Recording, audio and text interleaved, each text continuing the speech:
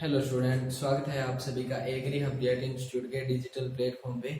तो दोस्तों, आज हम करेंगे एग्रीकल्चर का एक टॉपिक जो एग्रोनॉमी ब्रांच से लिया गया है।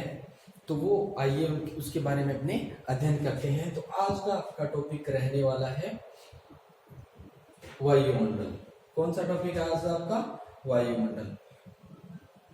इस टॉपिक में से जेट आईसीआर बीएचयू और एग्रीकल्चर सुपरवाइजर वालों के लिए एक या दो क्वेश्चन इसमें से आने की संभावना बनी रहती है। तो दोस्तों, अब अपने बात करते हैं वायुमंडल के बारे में। तो दोस्तों, वायुमंडल क्या होता है? वायुमंडल यानी धरातल से कुछ ऊंचाई या धरातल के जो यानी अपनी पृथ्वी है, पृथ्वी के चारों ओर जो गैसों का आवरण पाया जाता है हजारों किलोमीटर ऊंचाई तक, तो उसे अपने क्या कहते हैं? वायुमंडल कहते हैं। तो वायुमंडल को विभिन्न परतों के अंदर विभाजित किया गया है। वो परतें कौन कौन सी है, तो आइए उनके बारे में अपनी अध्ययन करते हैं। वायुमंडल को सामान्यतः अपने चार में शोभमंडल, समतापमंडल, मध्यमंडल और अपने तापमंडल में। तो जो अपने क्रम के अनुसार बढ़ते हैं, तो पहला क्रम किसका रहेगा? पहला क्रम रहेगा आपका पहले कौन से में विभाजित की गई है? शोभमंडल या ट्रोपोस्फियर के अंदर विभाजित की गई है। ठीक है, जो पृथ्वी के नजदीक में है, तो सबसे नजदीक में कौन सी है? शोभमंडल या ट्रोपोस्फियर। उसके बाद में कौन सी आती है? उसके बाद में आती है आपकी समतापमंडल या स्ट्रेटोस्फियर। ठीक है, और 3 नंबर पे जो आती है आपकी वो कौन सी है? मध्यमंडल या मीजोस्फीयर कहलाती है। और उसके बाद में आपकी थर्मोस्फीयर या तापमंडल जो आपकी चौथी है। ये तो हो गए आपके क्रम। अब आपको इनको क्रम से भी याद रखना है, और अब अपने इनको एक एक करके इनका अध्ययन करते हैं। तो सबसे पहले लेते हैं अपने शोभमंडल को यानी ट्रोपोस्फियर को लेते हैं। ट्रोपोस्फियर यानी दोस्तों, इसमें आप इनके शोभ मंडल, इसको शोभ का मतलब हिंदी में होता है भी, इसके अंदर यानी हलचल होती रहती है। ठीक है, यानी ये एक अशांत मंडल है या अशांत परत है।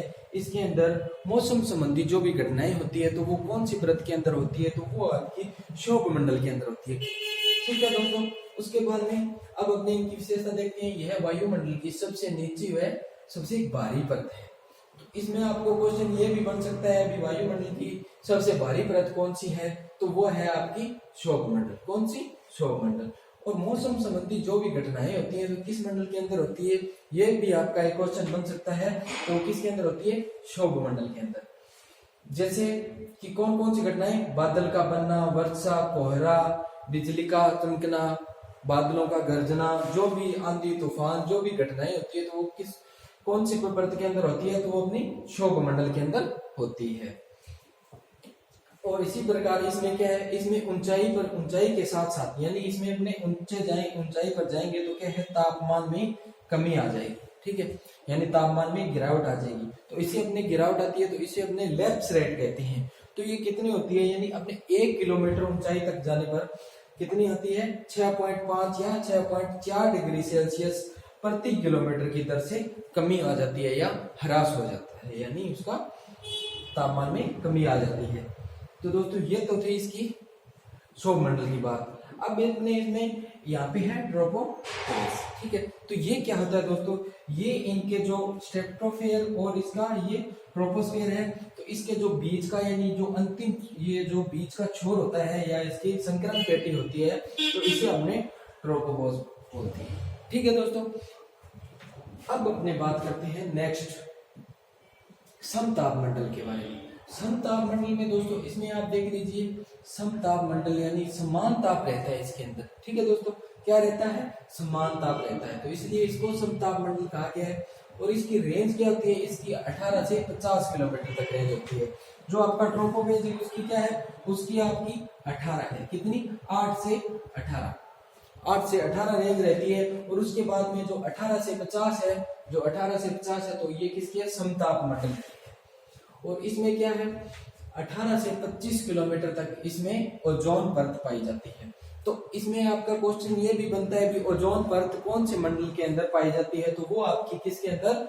समतापमंडल के अंदर पाई जाती है। तो इसकी रेंज कितनी होती है? इसकी रेंज होती है 18 से 25। कितनी?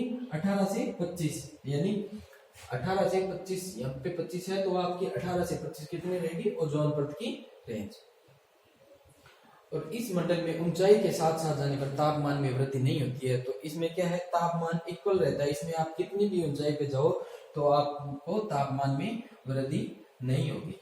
ठीक है दोस्तों, तापमान में ना ही वृद्धि होगी ना ही कमी होगी। तो इसमें तापमान समान रहता है। क्या, तापमान समान रहता है। और जिसके कारण क्या है, वायुयान इसी मंडल में उड़ते हैं। तो आपको एक क्वेश्चन ये भी आ सकता है, वायुयान किस मंडल में उड़ते हैं? तो कौन से में? समताप मंडल में उड़ते हैं। तो जो अपने ओजोन परत का क्षरण किस द्वारा होता है? तो वो किस द्वारा होता है? CFC यानी क्लोरोफ्लोरोकार्बन द्वारा। किसके द्वारा? क्लोरोफ्लोरोकार्बन के द्वारा होता है। और इसमें जो इसका जो ये इनका और इसका अपने मीजोस्फीयर और स्ट्रेटोस्फीयर का जो अपने बीच वाला जो छोर होता है, जो संकरण पेटी होती है, तो उसको क्या बोलते हैं? स्ट्रेटोपोज बोलते हैं। क्या? स्ट्रेटोपोज बोलते हैं। ये हो गई अपनी समताप मंडल की बात। अब हमने तीसरे की बात करते हैं मध्य मंडल की। तो मध्य मंडल में क्या है? मध्य मंडल को अपने सबसे ठंडा भी बोलते हैं। और इसकी रेंज कितनी रहती है? इसकी रेंज रहती है अपनी 50 से 80 किलोमीटर दूर तक। कितनी? 50 से 80 किलोमीटर दूर तक। ठीक है दोस्तों, इसकी होगी 50 से 80 किलोमीटर दूर तक होगी। और इसकी और क्या है? इसमें ऊंचाई के साथ साथ तापमान में कमी होती है। इसमें क्या है? इसमें ऊंचाई के साथ तापमान में कमी होती है। इसमें भी ऊंचाई पर जाओगे तो तापमान में कमी होगी। और इसी कारण यह वायुमंडल की सबसे ठंडी परत होती है। देखिए आप, तापमान में कमी आएगी तो क्या होगा? ठंडी होगी। तो इसी कारण इसी क्या है? सबसे ठंडी परत। आपको क्वेश्चन आ जाए भी सबसे ठंडी परत कौन सी है? तो कौन सी है? मध्य मंडल या मीजोस्फीयर। अब हमने नेक्स्ट की बात करते हैं थर्मोस्फीयर या तापमंडल। ठीक है दोस्तों, तो इसकी रेंज कितनी रहती है? इसकी रेंज रहती है 80 से 1600 किलोमीटर। कितनी है इसकी रेंज? थर्मोस्फीयर की कितनी है? 80 से 1600 किलोमीटर तक। इसके नीचे की परत होती है जो उसे क्या बोलते हैं? आयनोस्फीयर बोलते हैं। क्या बोलते हैं उसे? आयनोस्फीयर। जो इसके यहाँ पे एक परत होती है तो उसको क्या बोलते हैं? आयनोस्फीयर बोलते हैं। क्या? आयनोस्फीयर। अब इसमें आपको ये भी आ सकता है क्वेश्चन, आयनोस्फीयर कौन से मंडल? आयनोस्फीयर जो परत होती है, आयनोस्फीयर किसके अंदर? तापमंडल या थर्मोस्फीयर में। जो थर्मोस्फीयर के नीचे की परत है जो कौन सी है? आयनोस्फीयर कहलाती है। ऊंचाई के साथ तापमान में वृद्धि होती है। पीछे तो था, क्या था? मेसोमंडल में था तो वो था तापमान, ऊंचाई पर जाएंगे तापमान घटेगा। इसमें क्या है? इसमें अपने ऊंचाई पर जाएंगे तो तापमान भी बढ़ेगा। इसमें क्या है? ऊंचाई के साथ साथ तापमान में भी वृद्धि होती है। तो ये सबसे गर्म परत मानी जाती है। और इसके अंदर आयन मंडल में रेडियो तरंगे पाई जाती है, जिसके कारण विश्व में संचार प्रणाली सक्षम है। तो इसमें आपको ये यहाँ पे दिखाया गया है। यहाँ पे इसमें क्या है? रेडियो तरंगे पाई जाती है। यहाँ पे रेडियो तरंगे पाई जाती है, तभी क्या है? विश्व में अपने संचार प्रणाली सक्षम है। तो ये आपको ये भी क्वेश्चन आ सकता है भी, संचार प्रणाली के लिए कौन सी परत में अपने? तो वो क्या है? तापमंडल या थर्मोस्फीयर। ठीक है, इसके बाद में जो परत होती है वो होती है एक्सोस्फीयर या बाह्यमंडल।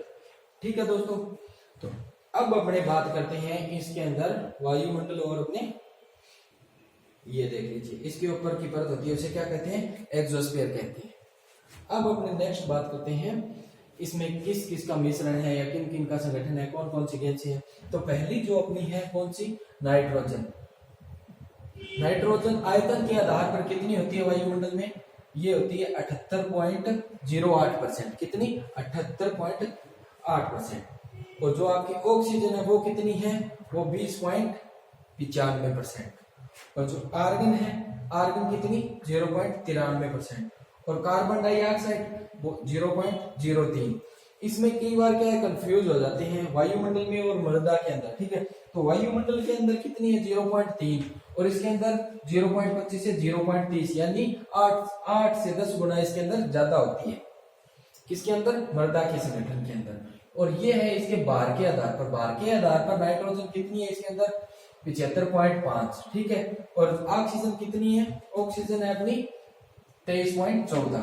और ऑर्गन कितनी है? आर्गन है आपकी 1.232। ठीक है, और इसी प्रकार कार्बन डाइऑक्साइड भार के आधार पर कितनी है? 1.0%। और अब अपने मृदा के अंदर बात कर लेते हैं। मृदा में कितनी है? 79.2%। ठीक है। और इसके अंदर अपने ये कितनी है ऑक्सीजन, ऑक्सीजन है आपकी 20 से 60%। अब बात करते हैं हमने ऑर्गन की, तो ऑर्गन इसमें कितनी है 0.93%। और इसके अंदर कितनी है आयतन के आधार पर, आयतन के आधार पर है 0.93%। और भार के आधार पर कितनी है 1.232%। ठीक है दोस्तों, अब आप इसका स्क्रीनशॉट लेना चाहते हो तो स्क्रीनशॉट ले सकते हो। आपको यहाँ पे इनका कंपैरिजन करके बताया गया है और ये आपके मोस्ट इंपोर्टेंट रहती है, इसमें से आपको क्वेश्चन आ ही जाते हैं। ठीक है दोस्तों, आज का तो टॉपिक हो गया अपना कंप्लीट। Thank you. कैसे लगी आपको आज की इंफॉर्मेशन बताना जरूर।